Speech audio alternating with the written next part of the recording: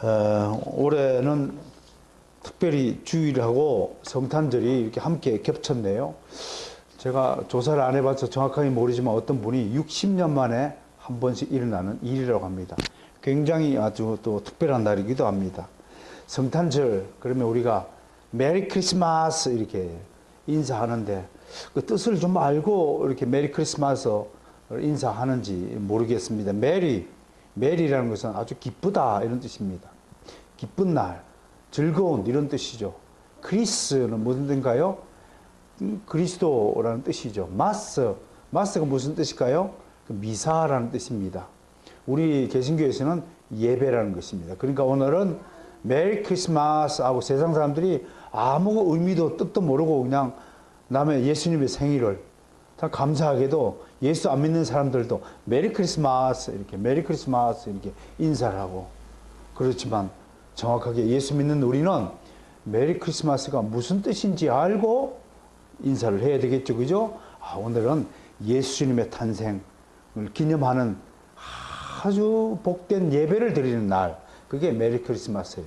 그러니까 예배를 드리지 않고 메리 크리스마스 하는 말은 어떤 뜻일까요? 앞뒤가 맞지 않는 거죠. 예배를 드리는, 아주 기쁜 예배를 드리는 그런 날이 메리 크리스마스에 담겨 있다라고 할 수 있겠습니다.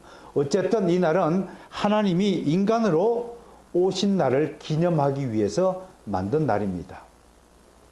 그러니까 인위적 교회가, 우리 개신교가 아니라 로마 가톨릭 교회가 인위적으로 만든 날이 바로 성탄절이라고 하는 것입니다.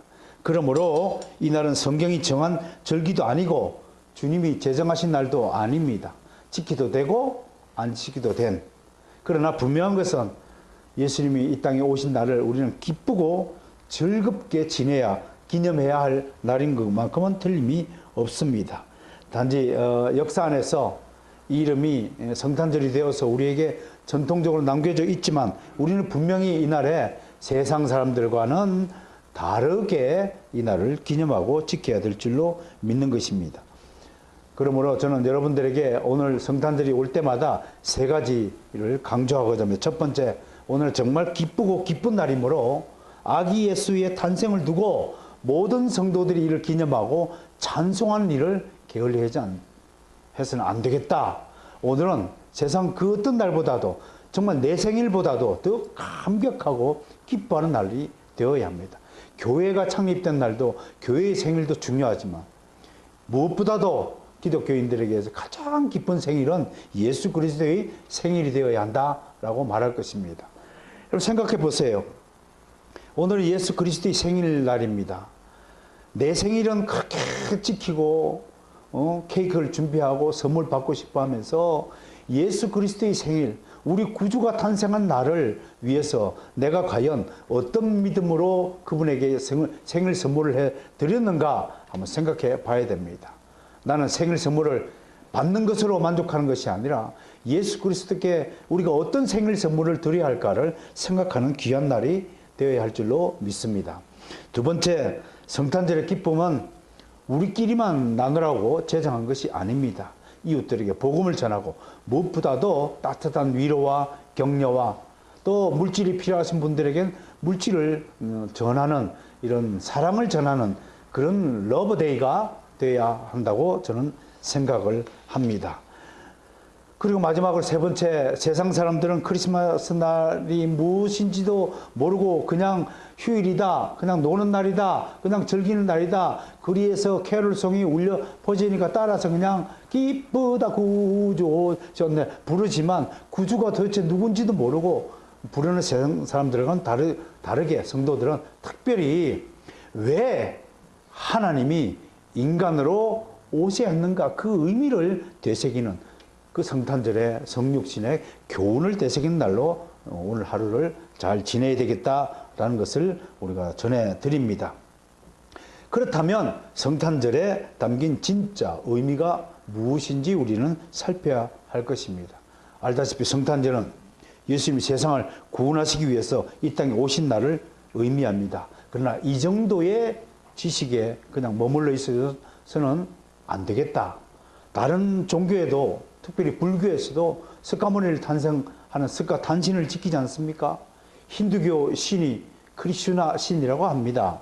힌두교에서도 크리슈나 신이 탄생한 날을 기념하고 있습니다. 그래서 세상 종교들도 자신들이 섬기는 신이 오신 날을 기념하기 위해서 다양한 축제 행사를 벌이고 있습니다. 우리 알다시피 북한산 일대에도 석가탄신이 되면 연등을 밝히고 거의 한 달 동안을 거리에다가 연등을 매달아 두고 있지 않습니까? 그러므로 그냥 성탄절, 예수님의 생일 이 정도의 지식만 가지고는 기독교의 예수와 다른 종교, 불교의 스카모니와 힌두교의 크리슈나, 이슬람의 알라신과 다를 바가 없다고 하는 것입니다. 그래서 오늘 우리가 성탄절의 진짜 의미를 되새기지 못하고 하나의 기념할 명절이나 휴일쯤으로 여기고 그냥 들뜬 마음으로 오늘은 교회 가면은 그냥 교회에서 선물 주는 날이다, 이 정도만 가지고 있어서는 예수님의 성탄절의 의미를 왜곡하고 그 의미를 깎아내린다고 하는 것입니다. 그러기 위해선 우리 성도들은 성탄절의 진짜 의미를 알아야 됩니다. 그러면 성경에 기록된 말씀들을 찾아보아야 합니다.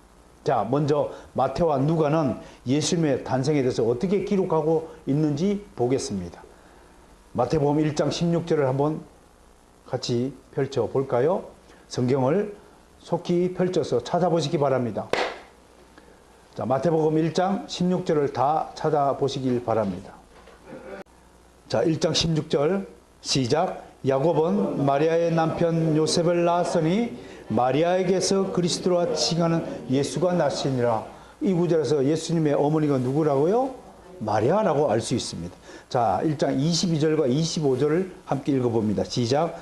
이 모든 일에 된 것은 주께서 선지자로 하신 말씀을 이루려 하심이니 이르시되 보라 처녀가 잉태하여 아들을 낳을 것이요 그 이름은 임마누엘이라 하리라 하셨으니 이를 번역한적 하나님이 우리와 함께 계시다 함이라. 요셉이 잠을 깨어 일어나서 주의 사대 분부들에 행하여 그 아내를 데려왔으니 아들을 낳기까지 동침치 아니하더니 나음의 이름을 예수라 하니라. 이 기록에 의하면 예수님은 우리 사람은 다 아버지와 엄마가 있어야 태어나는데 예수님은 아버지 없이 그냥 홀로 어머니 뱃속에서 그냥 스스로 잉태하여서 태어나셨다라고 성경은 기록하고 있습니다. 웬걸 세상에 이런 일이, 이런 것들을 우리가 기적이라고 하는 것입니다. 그 다음에 또 하나 읽어보겠습니다. 마태복음 2장 4절에서 6절까지 2장 4절에서 6절까지 말씀을 한번 읽어보겠습니다. 시작. 왕이 모든 대제사장과 백성을 서기관들을 모아 그리스도가 어디서 나겠느냐 물으니 이르되 유대 베들레헴이 오니 이는 선지자로 이렇게 기록된 바 또 유대 땅 베들레헴아 너는 유대 고을 중에 가장 작지 아니하도다. 내게서 한 다스리는 자가 나와서 내 백성 이스라엘의 목자가 되리라 하였습니다. 이 기록에 따르면 예수님이 어디서 태어났다고요? 베들레헴. 베들레헴이라는 것은 떡을 만드는 곳이다라는 뜻으로 떡의 집이라는 뜻을 아마 알 것입니다. 그런데 오늘 이 성경에는 베들레헴이 유대 땅에서 가장 큰 도시, 가장 작은 동네라고 기록하고 있습니다. 가장 보잘것없는 가장 작은 동네에서 예수님이 태어났다고 말하고 있습니다. 그런데 이 가장 작은 동네에서 예수님이 태어나니까 성경은 이보다 더 큰 동네가 마을이 없다라고 오늘 말씀하고 있습니다. 자, 그리고 오늘 본문 말씀 읽었던 누가복음 2장 1절에 7절에서는 좀 더 자세히 예수님의 탄생 기록을 우리에게 증거하고 있습니다. 어느 때냐면 로마 제국 어느 황제 때면 가이사 아우구스토투스 황제를 일컫습니다. 이때에 태어났는데 어떻게 해서 베들레헴에서 태어났냐면 이 로마 황제가 모든 로마 제국의 백성들 하여금 자기가 태어난 고향으로 돌아가서 호적을 하라, 신고를 하라 라고 명령을 내렸던 것입니다. 이것을 우리가 호구조사라고 하는 것입니다.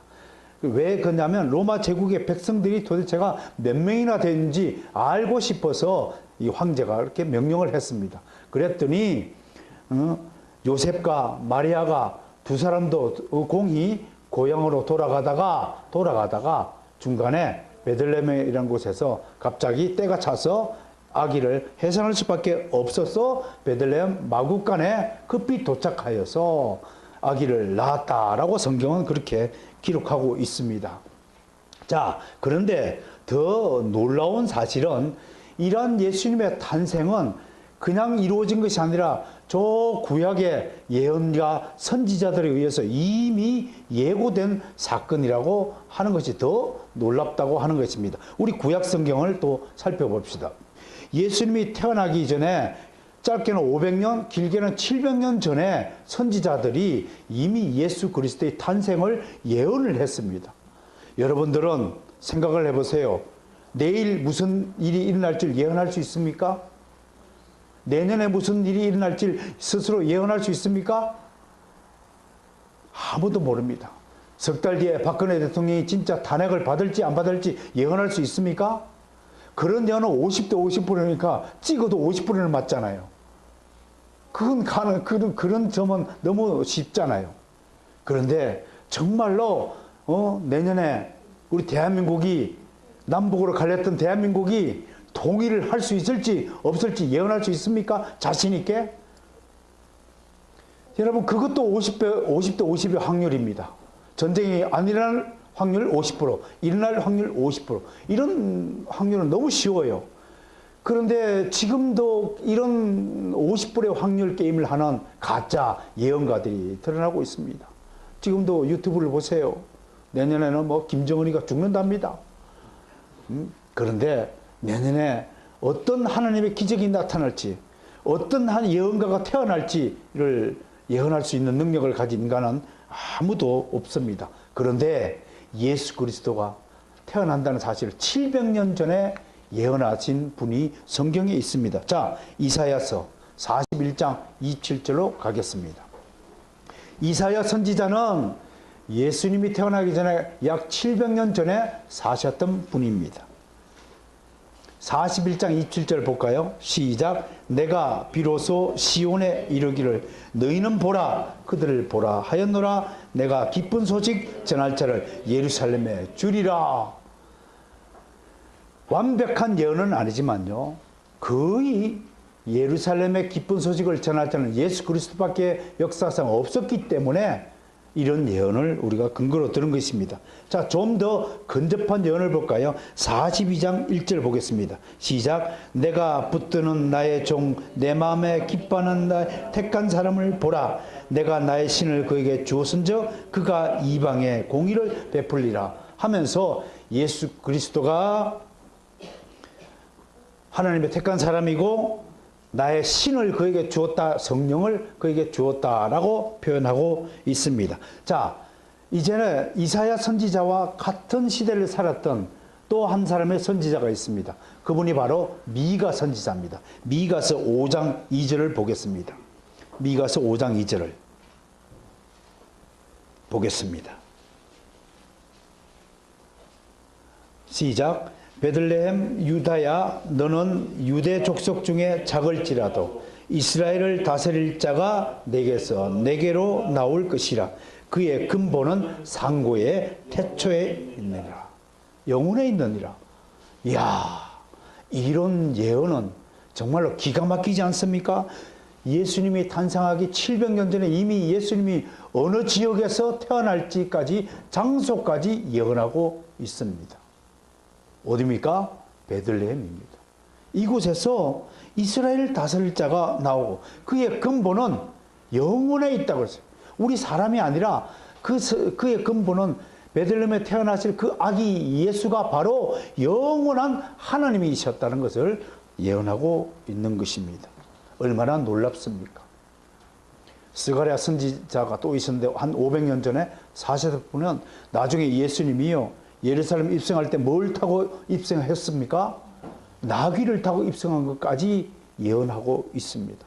이렇게 예수님이 탄생하기 이전에 이미 수많은 선지자들을 통하여 하나님은 예언해 놓고 있습니다. 정리하면 예수님의 탄생은 이미 구약의 선지자들에 의해서 예언되었습니다. 이 선지자들은 예수님보다는 길게는 거의 700년 전에 사셨던 분들입니다. 그리고 드디어 때가 참에 동정녀 마리아의 몸을 빌어서 아기 예수가 이 땅에 오셨습니다.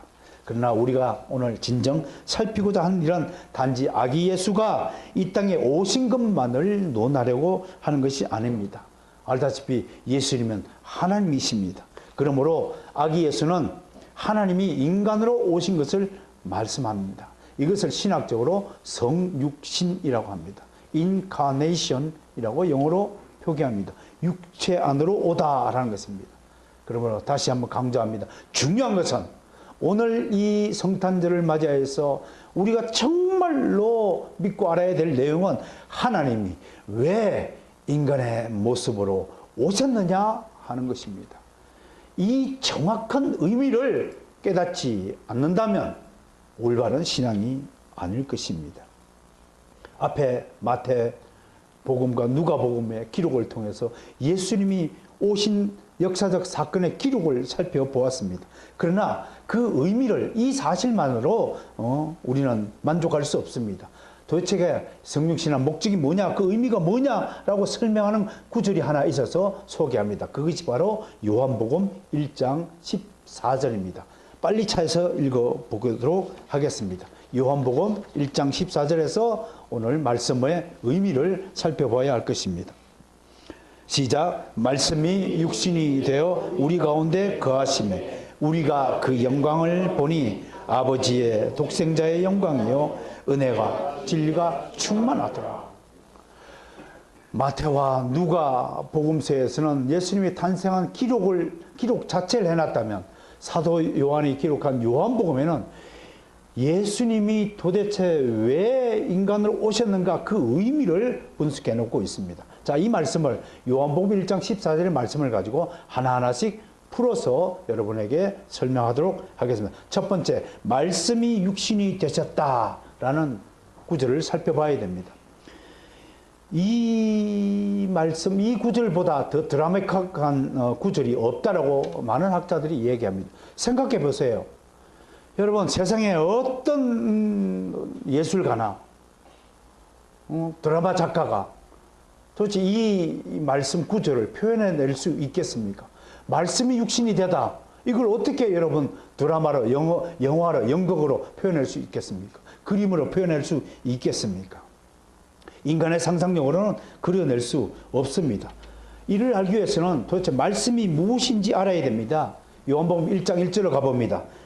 요한복음 1장 1절에 이렇게 되어 있습니다. 태초에 말씀이 계시니 이 말씀이 하나님과 함께 계셨으니 곧 하나님이시라 라고 하였습니다. 여기서 지칭하는 사람은 분명히 성부 하나님이 아닙니다. 2절에 보니까요, 이 말씀을 삼인직 단수 명사, 남성 명상사를 가르치는 그 히로 지칭하고 있습니다. 그가 곧 성부 하나님과 함께 계셨다고 합니다.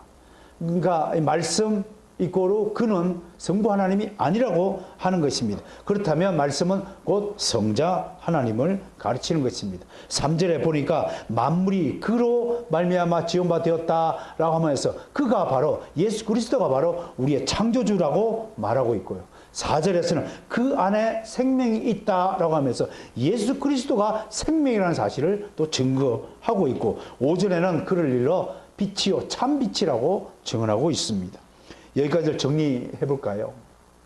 태초에 성부 하나님과 함께 말씀이신 성자 하나님이 함께 계셨고 그는 영원한 생명의 주인이시고 만물의 창조주이시고 인간에게 영원한 생명을 주시는 분이시고 이 땅에 빛으로 오신 하나님이다 라고 요한복음은 그렇게 기록하고 있다고 하는 것입니다.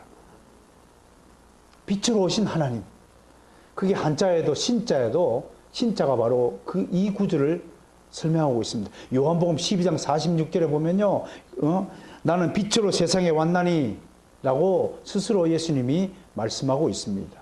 그것이 하나님 신자의 한자에 그렇게 그대로 기록되고 있다고 하는 것입니다. 우리는 한마디로 말씀이 곧 하나님이라는 사실을 이제 깨달았습니다. 그 말씀이 육신이 되었다, 인간이 되었다라고 이야기하는 것입니다. 다시 정리하면 말씀이 육신이 되셨다고 하는 것은 말씀 곧 예수 그리스도 성자 하나님이 곧 인간으로 오셨다라는 것을 오늘 증언하고 있습니다. 두 번째, 그 다음 구절이 오셔서 어떻게 했다고요? 우리 가운데 거하셨다라고 이야기합니다. 여기서 거하다, dwell 이라는 단어 눈여겨 보아야 합니다. 이 단어는 원래 장막이라는 단어, 장막이라는 명사가 거하다는 동사로 바뀐 것입니다. 여러분, 장막은 이스라엘에게 있어서 성막이요, 성막이 곧 성전이 되었습니다. 성전은 곧 하나님이 임재하신 거룩한 곳입니다. 그 거룩한 곳은 조금도 훼손됨이 없이 감히 하나님의 거룩을 훼손한 자는 목숨을 잃을 위험을 감수해야 될 정말로 영광이 임재한 어마어마한 곳이라는 사실을 우리는 알 수 있게 될 것입니다. 그런데 이상하지 않습니까? 여러분, 육신은 부패하고 타락한 상태이며 조금 더 거룩하지 못한 것이 육신입니다. 그런데 하나님이 그 거룩하신 조금도 더러움이 없는 깨끗하신 하나님께서 더러운 육신에 거한다고 오늘 성경은 말씀하고 있습니다. 알다시피 인간의 존재는 육신을 가진 존재잖아요. 그런데 하나님은 완전하고 거룩하신 하나님이 유한한 인간의 몸 안에 거하고 있다고 하는 것입니다. 하나님이 영이시잖아요. 육은 제약을 받잖아요. 근데 영은 제약을 받지 않습니다. 우리는 시간적 제약, 공간적 제약을 받지만 하나님이 영이시니까 자유로우신 분이십니다. 그 자유로운 분이 스스로 시간적, 공간적 제약 안으로 들어왔다라고 성경은 이야기하고 있는 것입니다. 이 말이 언급하는 최고의 하이라이트, 키포인트가 뭐냐? 이것을 여러분들이 오늘 이 시간에 깨달아야 합니다. 육신으로 오셔서 육신 안에 거하셨다라는 말이 뭐냐면 육신은 죽음을 맞이할 수밖에 없는 존재라는 사실을 아신다면 하나님이 죽음이 없으신 하나님만은 어둠도 없고 사망도 없고 죄악도 없고 부패도 없고 타락도 없는 오직 완전하신 거룩하신 하나님이 스스로 육신 안으로 오셔서 육신의 죽음을 자기도 맞이하겠다라는 선언이 이 구절 안에 포함되었다고 하는 것입니다. 하나님도 죽음을 맞이할 수밖에 없는 존재가 되었다고 하는 것입니다. 하나님이 스스로 인간처럼 되셨다고 하는 것입니다. 그러면 여기서 우리는 정말로 질문을 던져야 합니다. 왜 그래야만 했을까요? 왜 죽음이 필요 없는 하나님이 스스로 죽음을 자초하는 길을 택했을까요? 그것은 육신을 가진 인류가 범죄했고 그런 말미암아 영원히 사망에 처할 수밖에 없게 되었다는 것을 우리는 분명히 알아야 합니다. 하나님은 바로 이 점을 알고 계셨습니다. 그냥 이대로 두다가는 자신의 형상을 닮은 존재로 창조한 인간은 모두 하나님 눈앞에서 사라지게 된 것입니다. 하나님은 인류가 처한 이 치명적인 결함을 고쳐야 했습니다. 사망의 존재를 영생을 가진 존재로 탈바꿈시켜야 했습니다. 사망의 늪에 빠진 인류, 더 정확하게 말하자면 하나님이 영원전에 택하신 당신의 자녀가 모두 죽음에 이를 수밖에 없는 운명을 뜯어 고치셔야만 했습니다. 그러므로 하나님의 입장에서는 당신의 자녀를 구원하셔야 했습니다. 그런데 구원하는 방식을 어떤 방식을 택했느냐? 누구도 예상하지 못했던 스스로 인간의 모습으로 오시고자 결정하신 것입니다. 스스로 인간의 모습을 와야 자기 스스로 인간을 구원할 수 있다고 판단하신 것입니다. 그리고 와서 십자가에 달려서 스스로 죽음을 택했습니다. 왜 죽음을 택했을 수밖에 없느냐? 바로 하나님이 공의로우신 분이시기 때문입니다. 공평하신 분이기 때문입니다. 하나님이 오셔가지고 공짜로 아무런 대가를 치르지 않고 당신의 자녀를 구출해 주셨다면 사탄은 반드시 참소할 것이기 때문인 것입니다. 아니 하나님, 이거는 불공평하지 않습니까? 당신의 자녀라고 공짜로 그냥 아무 대가도 치르지 않고 구속해 준다면 이건 너무 불공평하지 않습니까? 여러분, 우리 사회에 갑질이라고 하는 용어가 있지요. 돈 많고 빽 있는 사람은 자기 자녀를 특별한 대우를 받도록 하는 것. 정유라가 요즘에 아주 그런 대표적인 케이스 아닙니까? 여러분, 똑같이 잘못을 했는데 파출소에 잡혀갔어요. 경찰서에 잡혀갔어요. 그런데 돈 많은 부모, 빽 있는 부모하고 그냥 빽을 써가지고 내 아들을 공짜로 빼내면 다른 사람이 그걸 공평하다고 말할 수 있는 사람이 있겠습니까? 누구든지 공평하지 않다고 소를 제기할 것입니다. 바로 사탄도 그러한 참소하는 자로서 하나님이 만약에 스스로 우리의 구원을 위하여 대가를 치르지 않으셨다면 사탄은 반드시 참소하고 불공평하다고 불평했을 것입니다. 하나님 바로 이 구원을 위해 자신이 스스로 죽음을 택하기로 하셨습니다. 다시 한번 말씀합니다. 하나님의 영이십니다. 하나님 영이시기에 죽을 수 없는 존재입니다. 결국 하나님이 죄값을 치르기 위해서 죽어야 하고 죽으려면 영으로서 존재하는 것이 아니라 죽을 수 있는 존재로 오셔야만 했던 것입니다. 죽기 위해 인간으로 오신 것이다 라고 한마디로 성육신의 목적을, 의미를 우리 정리할 수 있겠습니다. 세 번째로 이 구절에서 또 살펴봐야 될 단어가 되다라는 것입니다. become이라는 단어입니다. 뭐뭇이 되다라는 것은 뭐뭐 동동하게 되다, 동동하게 여기다 할 때 쓰여지는 단어입니다. 에게네토라는 이 헬라어 단어는요, 무엇과 무엇이 같아지자라는 단어로 쓰여진 것입니다. 생각해 보세요. 지금 하나님이 인간으로 되다라는 것은 하나님의 가진 모든 권세를 다 가지고 인간이 되다라는 그런 뜻이 아닙니다. 하나님이 가지신 모든 권리, 능력을 다 포기하고 인간이 되다라고, 인간처럼 되셨다라고 하는 것을 우리 눈여겨봐야 됩니다. 여기에 임금이 하나 있다 칩시다. 임금은 모든 명령을 다 내릴 수 있는 존재입니다. 근데 그 임금이 모든 임금의 옷을 벗고 평민이 되어서 평민과 진짜 평민이 되었다고 한다면 이 말씀의 의미를 조금 더 설명할 수 있겠습니다. 네 번째로 이 구절에서 살펴봐야 될 것이 우리가 그 영광을 본다라는 구절입니다. 여러분, 아기가 태어났어요. 응애 하고 울고 있어요. 세상 모든 사람들은 이 아기가 다른 아기와 똑같은 아기라고 생각할 때 오직 사도 요한만큼은 이 아기를 통해서 그냥 세상에 같은 아기가 아니라 이 아기를 통해서, 아기의 눈빛을 통해서, 아기의 그 전체 모습을 통해서 이 아기를 통해서 하나님의 영광을 보았다라고 기록합니다. 여러분, 눈이라고 다 같은 눈이 아닙니다. 진리를 발견하는 눈이 있고요, 진리가 무엇인지도 모르고 살아가는 눈들이 있습니다. 여러분, 세상에 눈에 보이는 세상이 있고 눈에 보이지 않는 세상이 있습니다. 사랑하는 우리 주일학생 여러분, 여러분들도 이 점을 명심해 주세요. 세상에는 눈에 보이는 세상만 있는 것이 절대로 아닙니다. 하나님의 영이시니 영은 눈에 보이지 않습니다. 눈에 보이지 않는다고 존재하지 않는 것이 아닙니다. 여러분, 공기가 눈에 보입니까? 그런데 공기를 우리가 지금 마시고 있잖아요. 여러분, 사랑이 눈에 보입니까? 근데 우리는 지금 사랑받고 있잖아요. 엄마를 사랑합니까?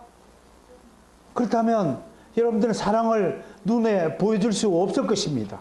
그럼에도 사랑은 반드시 존재한다는 사실을 우리는 분명히 기억해야 됩니다. 사도 요한은 왜 그렇다면 이 아기에서, 응애하는 이 아기에서 왜 하나님의 영광을 본다고 말합니까? 바로 사도 요한은 이 아기의 기원을, 출생의 기원을 정확하게 알고 있기 때문에 눈이 다른 겁니다. 모르면, 무지하면 아무리 쳐다봐도 이게 무엇인지 모른다 이겁니다.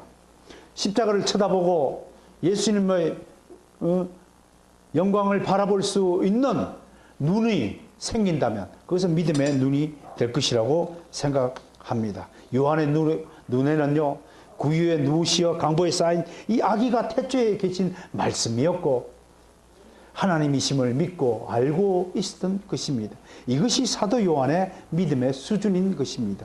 그래서 요한복음을 우리가 한 차원 더 높은 영적 복음이라고 평가하는 것입니다.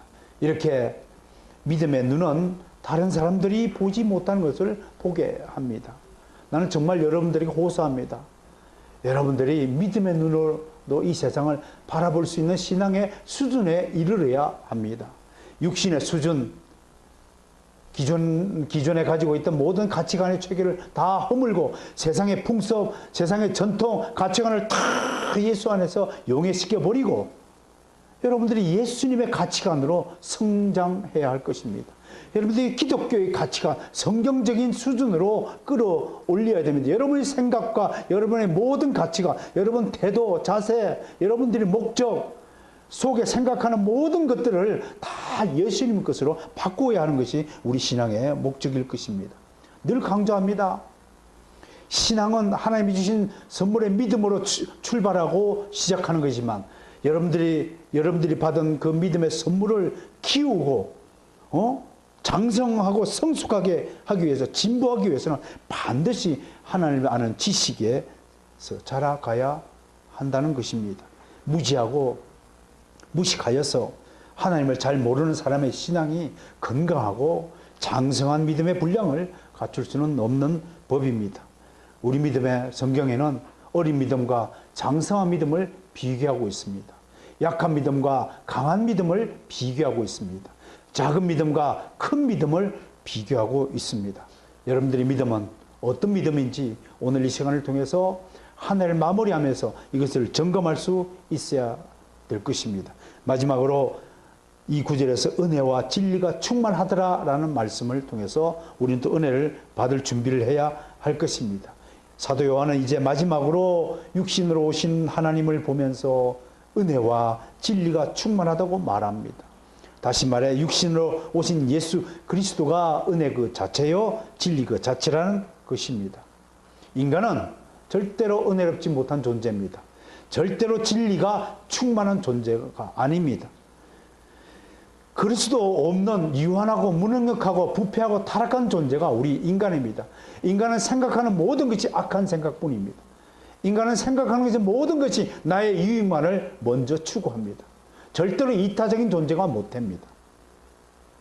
여러분, 음식상에 맛있는 음식이, 내가 제일 좋아하는 음식이 있는 것을 참고 내가 그 음식을 포기하고 정말로 가난하고 헐벗은 사람에게 그 음식을 제공할 수 100%, 50%까지는 제공할 수 있는 사람이 있을지도 몰라요. 그러나 내 것을 완전히 포기하고 100%그 음식을 제공할 수 있는 사람은 드뭅니다. 여기에 돈이 10억이 있다 칩시다. 그 10억을 내 주머니 속으로 넣고 싶은 모든 욕심을 끊어내고 100% 포기하고 그 10억을 가난한 이웃들에게 지금 이 순간에 나눠줄 수 있는 사람은 거의 없습니다. 어느 정도까지는 50%까지는 양보할 수 있는 도덕적인 사람은 있을 것입니다. 근데 그것을 신앙이라고 말해서는 안 됩니다. 그건 도덕입니다. 그건 하나님이 인간에게 주신 양심의 자유, 도덕, 윤리성 때문에 행할 수 있습니다. 예수 믿지 않는 사람들도 장학금 8천만 원, 8억, 50억, 10억을 바칠 수 있습니다. 그러나 우리 주 예수님은 100% 포기하고 주셨습니다. 그리스도인의 희생과 헌신이 뭐가 세상 사람들과 다를까요? 그리스도인은 내 것을 챙겨놓고 내 것 살아갈 국리를 만들어 놓고 나머지 것을 드리는 것이 아닙니다. 사실은 하나님의 것이니까 전부 100% 하나님께 드려야 되는 것이 맞습니다.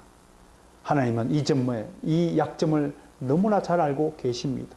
그래서 10의 1조라도 좀 제대로 하렴라고 우리에게 봐주신 것이라는 사실을 아셔야 됩니다. 내 것이 아닌데도 내 것처럼 가지고 있는 우리 인간의 한계라는 사실을 분명히 인식해야 됩니다. 우리는 절대로 은혜로운 사람들이 아닙니다. 존재가 아닙니다. 은혜는 100% 주는 것을 은혜라고 말합니다. 하나님은 당신을 우리에게 100% 주셨다는 사실을 이해하셔야 될 것입니다. 우리는 알고 있는 진리는 어떻습니까? 우리가 진리를 조금 알고 있다고요? 아닙니다. 겨우 나에게 주어진 지식, 주입된 지식이라 하죠, 이걸요. 주입된 지식만 몇 개 아닐 뿐입니다. 그것도 시간이 지나면 다 까먹어 버리고 맙니다. 늙어서 치매라도 걸리면 거의 100% 다 잃어버립니다. 치매 환자 정말 무섭습니다. 가장 슬픈 질병입니다. 내 사랑하는 사람에 대한 기억, 내 자식의 이름마저도 다 잊어버릴 수밖에 없는 정말로 불행한 질병 중에 질병이 치매가 아니겠습니까? 모든 기억을 상실하고 말이지. 어쩌면 인간은 정말 불쌍한 존재인지 모릅니다. 차라리요, 어찌 생각해보면 아무것도 모르는 돼지가 제일 행복한 존재일 수도 있어요. 껄껄껄껄 배고프면 먹고 배부르면 똥 싸고 껄껄껄껄 그렇게 살아가는 돼지가 우리보다 훨씬 더 행복한 존재인지 모릅니다. 그냥 마지막에는 또 얼마나 거룩한 짓을 합니까? 자신의 몸뚱아리를 인간에게 바치어서 돼지고기로 화하여 인간의 입맛을 돋구는 존재가 되지 않습니까? 우리는 도대체 어떤 유익을 끼치고 살다가 갈 것이냐? 돼지보다 못한 존재가 얼마나 많습니까? 내 입에 털어놓고 내 주머니에 채우고 내 통장에만 집어넣고 꽉 틀어박고 있고 그거 세연하게 아까워서 덜덜덜덜 떨고 있는 존재가 얼마나 불쌍한 존재입니까? 차라리 돼지보다 못하잖아요. 돼지 큰 녀석은 몇 건의 고기를 우리는 주잖아요. 1년치 고기를 우리에게 하사하고 돌아가는 돼지보다는 못하다면 여러분들은 오늘 성탄절을 맞이해서 100% 우리에게 다 드리신 주님의 은혜를 생각해야 됩니다. 그것이 은혜입니다. 그러니까 다른 사람 조금 도와주고요. 은혜 받았습니다. 그런 말씀 하세요.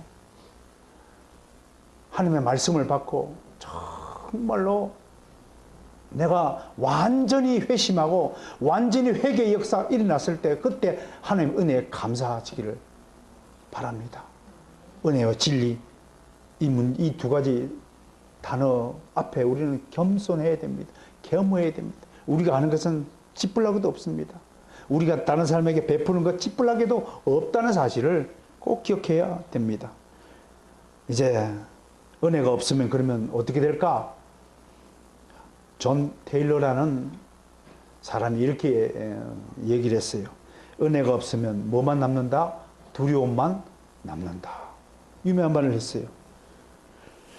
두려움이 생기면 어떤 인생을 사느냐? 내가 원치 않는 삶을 살게 된다라고 말하고 있습니다. 해야 할 일을 못하고 다른 사람의 일을 방해하는 인생이 된다. 그게 두려움, 은혜를 받지 못한 사람의 인생의 특징이라고 하는 것입니다. 이 두려움을 극복하기 위해서 용기를 가져야 되는데 이 용기는 어디서 오느냐? 누군가가 나를 지켜주고 누군가가 내 편이 되어주고 절대적으로 나를 지지해주는 그분에 대한 믿음이 바로 용기라고 말하고 있는 것입니다. 우리는 하나님께서 우리를 지켜주시고 보호해 주시는 이 사실을 이 믿음 위에 굳게 서서 절대로 두려움 없이 절대 용기를 가지고 당당하게 은혜와 진리와 충만한 삶을 향해 질주해야 될 것이라고 생각합니다. 오늘은 아기 예수가 탄생하신 성탄절입니다. 오늘이 정말 예수님 생일날이 맞는지 안 맞는지 그런 쓸데없는 논쟁에 빠질 생각은 추호도 없습니다. 그런 논쟁 아무런 의미가 없기 때문입니다. 정말 중요한 것은 하나님이 죄악에 빠진 사망에 처한 지옥불에 던져질 이 불쌍한 인생을 구원하기 위해서 이 땅에 인간으로 아기 예수로 태어났다는 사실이 더 중요한 것입니다. 그런데 사탄은 이 성육신의 사실을 절대로 인정하지 않습니다. 계속해서 그런 이야기는 꾸미는 이야기고 어떻게 사람이 엄마 아빠의 결혼에 의해서 태어나지 않고 처녀가 성령으로 잉태해서 아기를 낳을 수 있느냐? 그런 얘기 거짓말이다. 부풀린 이야기다. 사탄은 한사코 성육신을 거부합니다. 그 이유가 뭘까요? 바로 이 성육신을 인정하게 되면 성육신으로 말미암아 인간의 구원이 시작되었고 이루어졌기 때문입니다. 구원은 사탄의 수하에서 해방시키는 일을 구원이라고 말하지 않습니까?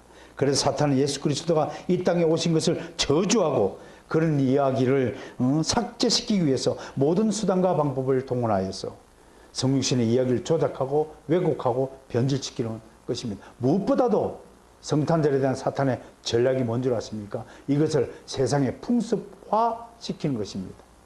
그래서 세상 사람들이 오히려 이날에 거리에 나와가 징글벨 징글벨 노엘 노엘 거룩한 밤 고요한 밤 부르면서 산타크로스라는 신화를 이상한 신화를 만들어서 조작하고 세상 사람들이 즐기는 하나의 문화의 날로 변질시켜 것이 사탄의 전략이라고 하는 것입니다. 여러분 성경 어디에 산타클로스 할아버지가 등장하지 않습니다. 어디에도 없는 이야기입니다. 그런 것들을 조작해서 만들어내 가지고 결국은 크리스마스 날은 좋은 선물 받는 날로 기억하도록 만든 것입니다. 여러분 신앙은 내가 받는 것이 아닙니다. 예배는 내가 은혜 받는 날이 아니라 나를 하나님께 드리는 것이 예배예요. 오늘 같은 날 정말로 우리가 예수님의 생일을 맞이해서 우리는 과연 예수님께 어떤 생일 선물을 드려야 할까를 생각하는 날이라는 사실을 유념하시길 바랍니다. 요즘 성탄절이 완전히 세속적인 축제의 날로 변질되고 말았습니다. 여기에 덩달아서 아무 생각 없는 쪼다 천치 같은 사람들마저도 성탄절에 가볍게 여기고 흥청망청 쾌지나 칭칭나네라는 노세노세라는 날로 전락하고 말았다는 사실이 우리의 가슴을 아프게 합니다. 예수님은 태초에 영원전부터 하나님이셨습니다. 그 하나님이 우리를 구원하시기 위해서 스스로 죽음의 짐을 질 수밖에 없는 육신의 모양으로 이 땅에 오셨습니다. 이 예수가 장성하여서 인류의 모든 죄를 지고 십자가에 달려 죽으셨습니다. 그렇다면 이 죽으신 예수 그리스도께서 우리에게 어떤 선물을 주고 다시 보좌로 돌아가셨을까요? 그것을 네 가지로 정리합니다. 예수 그리스도께서 우리에게 주신 생일 선물이 무엇이냐? 이것을 기억하면서 다시 한번 예수 그리스도의 탄생을 기념하는 날이 되어야 할 것입니다. 첫 번째, 예수님은 우리에게 영생을 선물하고 가셨습니다. 요한복음 요한 1서 5장 12절 요한 1서 5장 12절 찾아 읽겠습니다.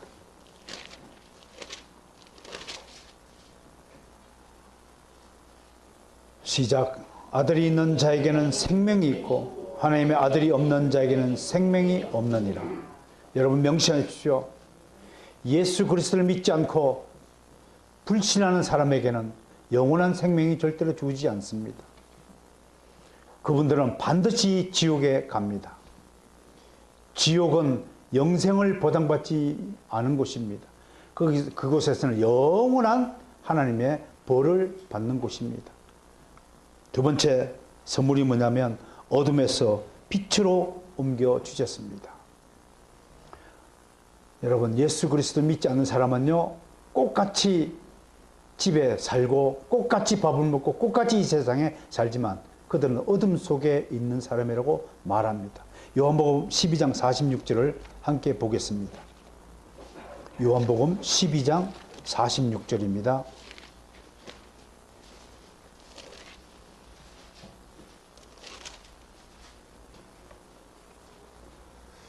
45절부터 읽을까요? 시작. 나를 보는 자는 나를 보내신 이를 보는 것이니라. 나는 빛으로 세상에 왔나니 무릇 나를 믿는 자로 어둠에 거하지 않게 하려 함이로다. 이 말을 거꾸로 뒤집으면 예수 그리스도 믿지 않는 사람은 어디에 처해 있습니까? 어둠 속에 거하고 있다는 것이 되는 것입니다. 그러므로 우리가 왜 전도를 해야 됩니까? 왜 친구들에게 예수를 믿으라고 교회를 나오라고 계속 초대하고 말해야 됩니까? 어둠 속에 있는 자를 밝은 빛의 세상으로 끌어내기 위한 일이라는 사실을, 여러분, 물속에 빠져 허우적 죽을 수밖에 없는 사람을 빨리 손을 잡아서 물 밖으로 끌어내야 생명 살 수 있다는 사실을 분명히 기억해야 됩니다. 세 번째 선물이 뭘까요? 여러 선물이 있습니다만 저는 마태복음 28장 20절에 그 선물을 가장 기쁘게 생각합니다. 바로 마태복음 28장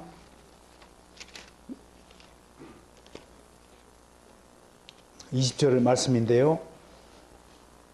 시작. 내가 너희에게 분부한 모든 것을 가르쳐 지키게 하라. 볼지어다 내가 세상 끝날까지 너희와 항상 함께 있으리라 하시니라. 항상 우리와 함께 있겠다는 이 약속의 선물이야말로 우리에게 남기신 위대한 선물이라고 저는 생각합니다. 예수님은 지금도 우리와 함께 계십니다. 우리를 떠난 것이 아닙니다. 믿는 자 안에 거하셔서 늘 성령 하나님으로 말미암아 우리를 진리의 길을 걷게 하시고 우리를 성화의 길을 걷게 하시고 우리를 하여금 복음의 증거자로 살 수 있도록 지금도 내 안에 함께 거하셔서 나를 도와주시고 나를 바른 길로 인도해 주신 것입니다. 마지막 네 번째 선물이 뭘까요? 그건 1장 12절 말씀대로 하나님의 자녀가 되는 권세를 주셨다고 성경은 증언하고 있습니다. 요한복음 1장 12절 함께 읽습니다. 시작. 영접하는 자 곧 그 이름을 믿는 자들에게는 하나님의 자녀가 되는 권세를 주셨다 했습니다. 여러분, 사람이 꽃 같은 사람이 절대로 아닙니다.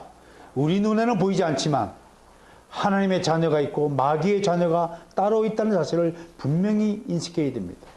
우리에게는 그 둘을 구분하거나 분리해서 대접해야 될 권리가 없습니다. 우리는 모든 사람을 사랑해야 됩니다. 그러나 하나님의 입장에서는 하나님은 영원 전에 자신의 택한 백성을 따로 두셨다는 사실만큼은 성경이 분명히 증언하고 있다는 것을 유념해야 할 것입니다. 오늘 성탄절 맞이하여서 하나님이 인간으로 올 수밖에 없었던 그 이유를 분명히 알았습니다.